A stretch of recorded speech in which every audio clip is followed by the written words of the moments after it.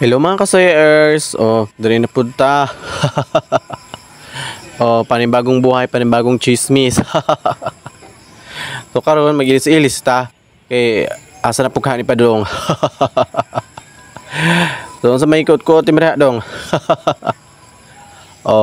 Na magpagwapo pud ta oy padagsa kay lisod kayo magpapangit ta.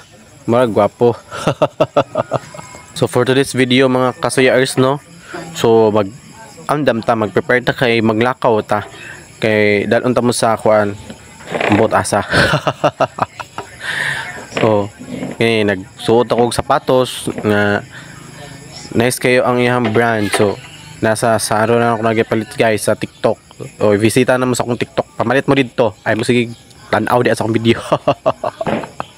Para mga puslansad mo. Nusaka. Hama ka dong. Dali na po nakabalik. Uy, kadali na nakanaog.